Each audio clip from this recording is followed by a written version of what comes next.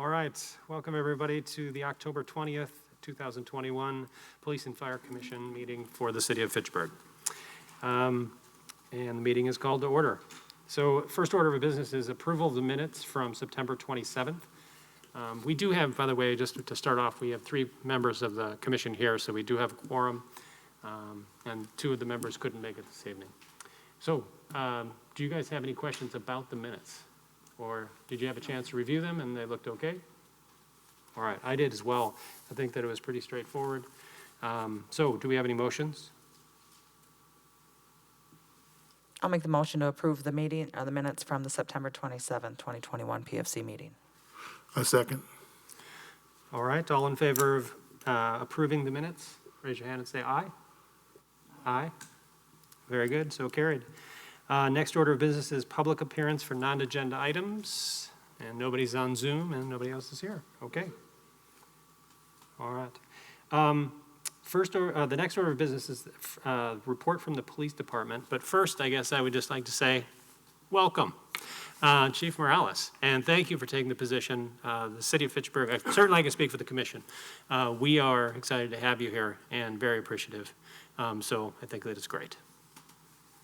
Thank you. It's an honor. It's a humbling experience. I'll let you know without taking too many minutes that the leadership here at Fitchburg, the entire building at City Hall has been very welcoming. One can say it's a honeymoon. I could just see it in the personalities that it's genuine. And I'm very, again, that's a very humble experience to see the welcoming party here and accepting. There's a lot to learn. It's going to take at least the end of the year for me to get up to speed. But seeing how welcoming Deputy Chief Leahy has been, I have no problem with it. And I know once we get up and running, we'll be able to do some great things here. Excellent, and thanks. So, report from the police department. Yeah, so as far as the staffing report from the police department, as you can see, we do have now 5 officers in field training. 4 of the graduates from Fox Valley Technical College are on staff. They successfully graduated, so that's nice weight off their shoulders, I'm sure, but now they get to come on and go through our field training process. So they're just wrapping up their second week of orientation, going over some higher level items, more protocol related items for the police department, and then they'll get assigned to field training officers to get onto their specific shifts. So happy to have those 4 in addition to Olivia as the 5th in field training. But technically we still have the 7 unfilled positions due to the 5 in field training, the 1 vacancy, and the 1 officer that's on family leave. So, any questions on the staffing report? I don't. Any other commissioners?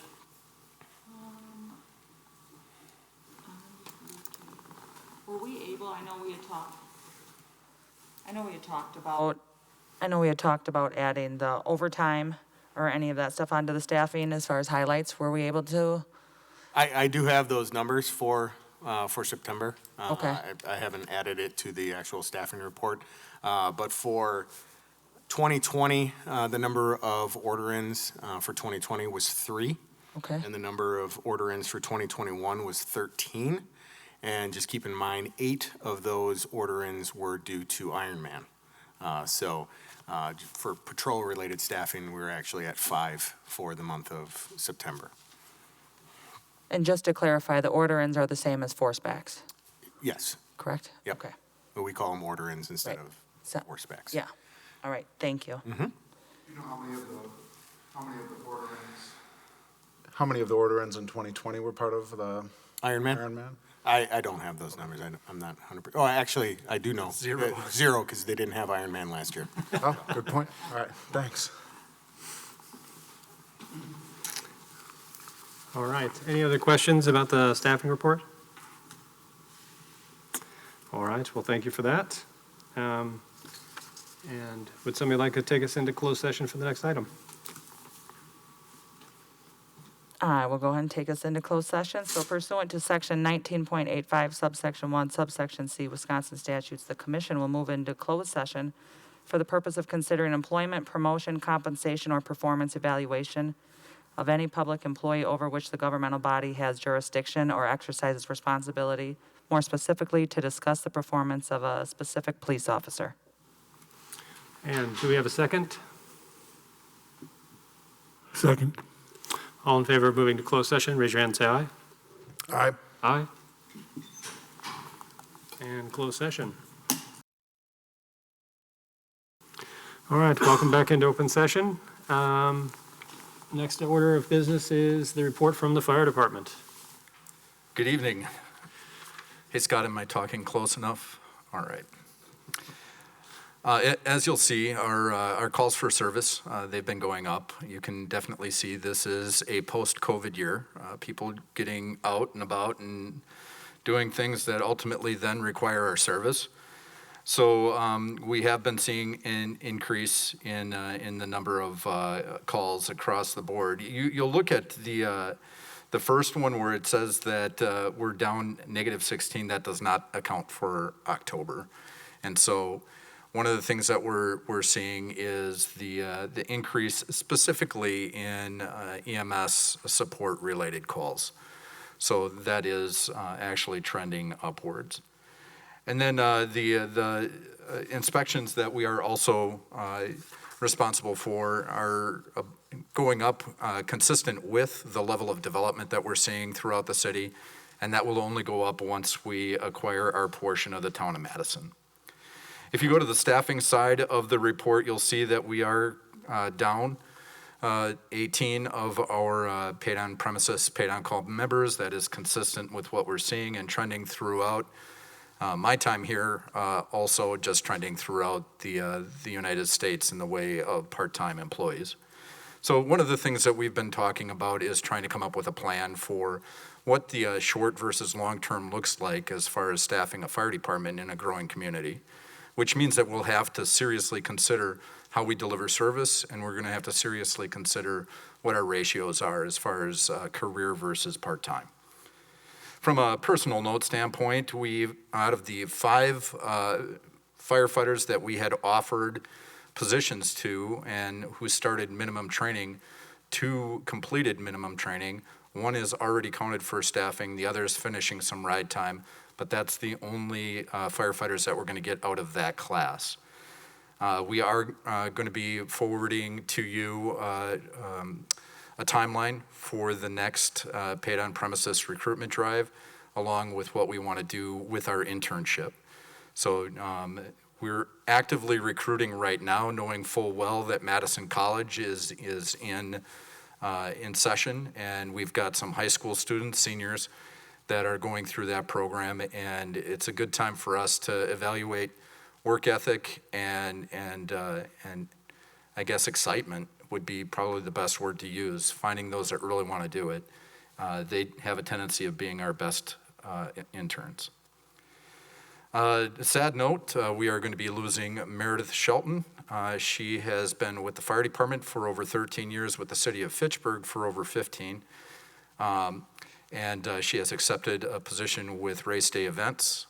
So our administrative services manager will be moving on her open house. Her farewell will be this Friday from 1 o'clock to 3 o'clock at station number 1. One of the things that I'm pretty proud about this year, I've shared with you some of the work that was done in my research for recruitment, specifically as it pertained to my thesis. One of the things that we found is that we didn't necessarily see a lot of residents from our northern neighborhoods coming into our open house. So we essentially took the show on the road. We visited the northern Night Springs neighborhood last week on the 13th, and tonight we are up by King James Way, actually right off of Verona Road where the Little John's Kitchen is. Trying to reach out to those families that don't necessarily have immediate access to a fire station in their neighborhood, maybe have some transportation issues, and ultimately reflect the type of diversity that we want to see within our department. So hopefully it acts as a recruitment drive to be able to bring kids into the fire department, have them tour the station, and hopefully they start asking some important questions as far as what they intend to do as they graduate high school. Some training that we have been doing. We have actually been partnering with the police department over the past month, actually closer to 2 months, but their in-service training, they invited us in to help identify the importance of a fire investigation response and whether it's absolutely necessary for a police officer to go inside a building that has smoke in it. I think any police officer is an action-oriented individual who arrives on scene and is expected to do something when they arrive. It's a matter of helping them make the decision as far as what the most appropriate decision is. Because one of the things that we've learned is that police officers will ultimately, on occasion, get themselves into a situation where now they've inhaled a lot of smoke, or even worse, have been burned or injured to the point where it requires rescue. And we've seen that throughout the United States. So one of the things that we addressed is, in a smoky situation, is it worth it? Now, they're gonna have to make some decisions when it comes to life safety and rescue in that situation, but if there is no reported lives to be saved, is it worth inhaling the smoke? And we actually introduced just a bare bones building construction class to them to share exactly how quickly things can go south and how fast a building collapse can happen. And not having the appropriate equipment, it puts them in a very compromising position. And because of the fact that we work very closely with our police department, it becomes a very personal response then. And anytime when we start initiating activities based on emotion and the fact that we're responding to people that we know, we don't necessarily make the most sound decisions. So I'd rather have them on the outside. There are some things that we can prioritize as far as evaluating the scene, doing a walk around, identifying people that might be hanging out of windows. And then ultimately, in the worst case scenario, if entry was needed, there are some tactics and techniques that they can use to hopefully control that fire from advancing to their position. But that was important for us, and thankfully, we had a lot of really good discussions. We were able to also train them on the use of their fire extinguishers, and not a single donut was consumed.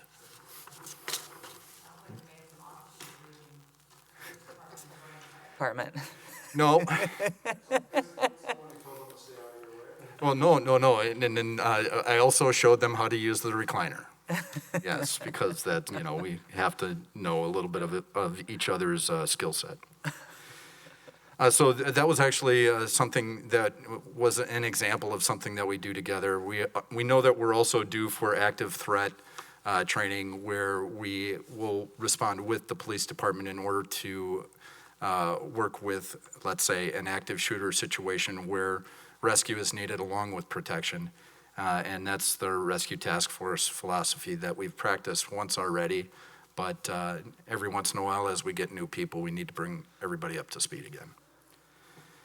And then the last thing that I'll share, another good thing that we've done together, police, fire, EMS, is the use of our peer assistants, our wellness team, employee assistants, our volunteer chaplains. Past 2 weeks have been pretty tough for police, fire, EMS. We had 2 pediatric fatalities. We had a high-speed crash that required extensive extrication, stabbing-related trauma. And to be able to place one call, get a team together, start diffusing the situation, be able to talk about it in advance of them going home, and then debriefing it with employee assistance, along with having our chaplains available at any hour of the day, has really proved to be a lifesaver. And quite literally, it can be a lifesaver. So I'm happy to report that that was put into effect. Not everybody took advantage of it, and not everybody will, but they all know that it's available. And in the event that something presents over the course of time, And these activities become cumulative, and it affects the way that they feel about themselves and life in general, then we have things in place to be able to help them out.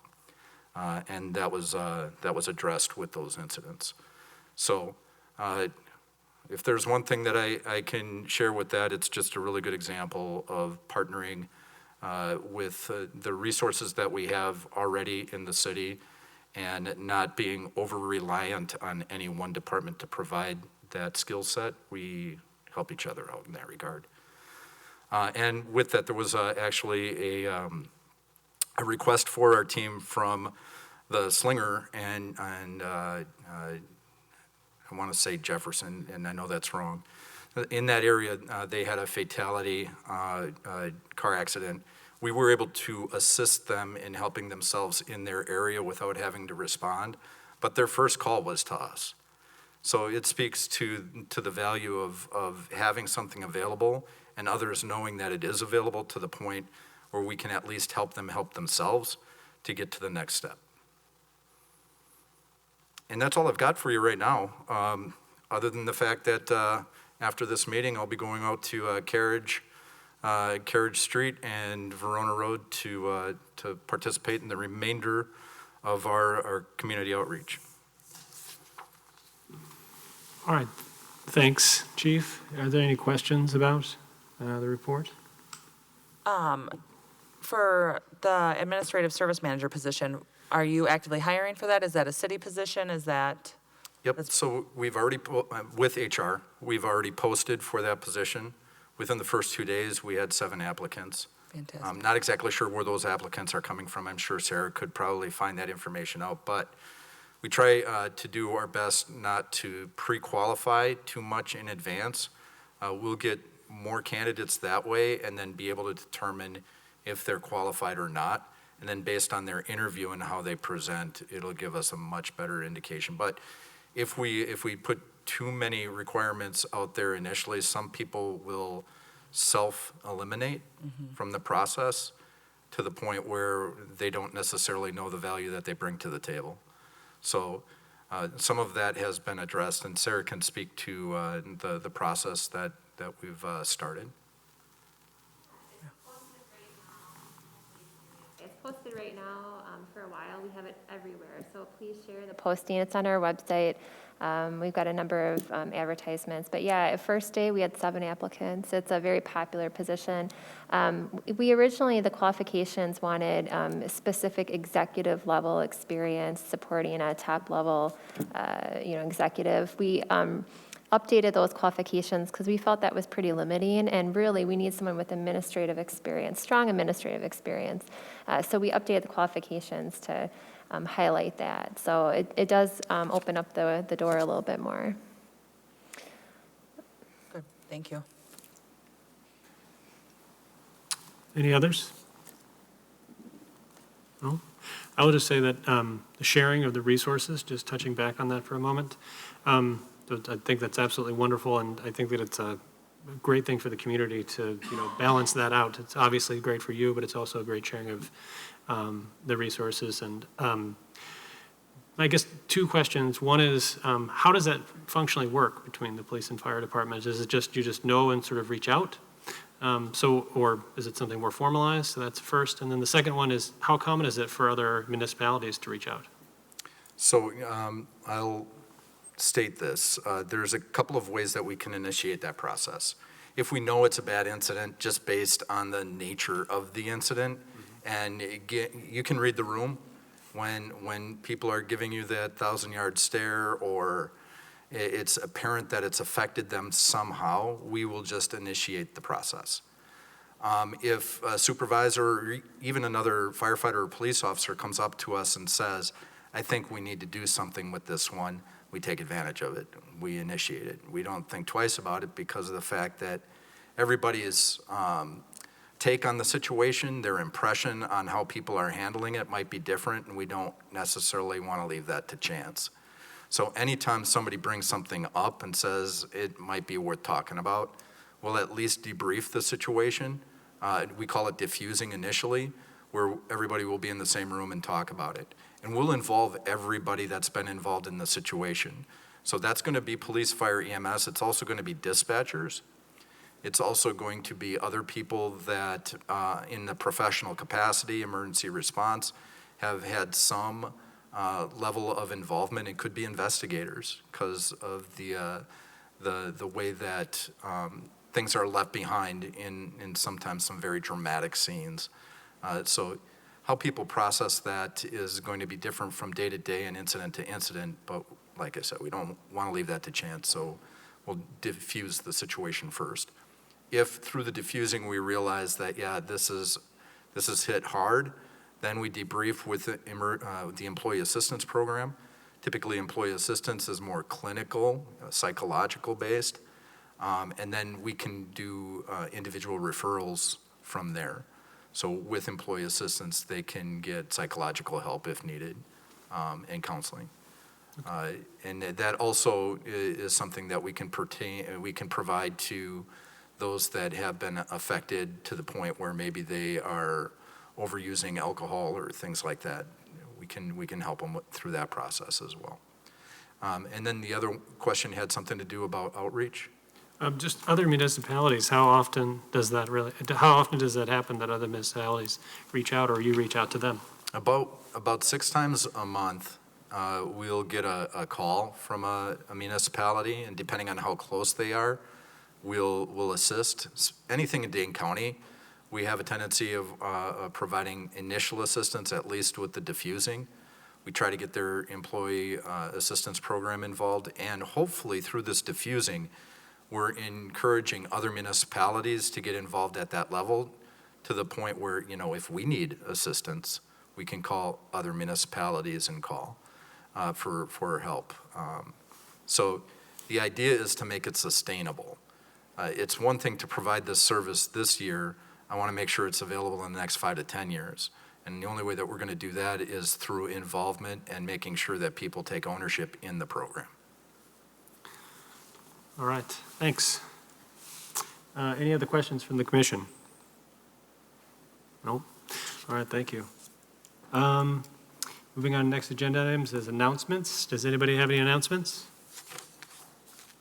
One of the announcements I wanted to make, speaking of hiring processes, our application acceptance deadline has passed, and we are moving on to the panel interviews for the next hiring process for the police officer position, and Sarah can provide you with the numbers of applicants that we've received and how many are moving on to the panel interviews. Yeah, we had 79 applicants. We were a little worried because, a couple weeks before, we only had about 30 or so, but 79 applicants. We invited 42 to attend the interviews.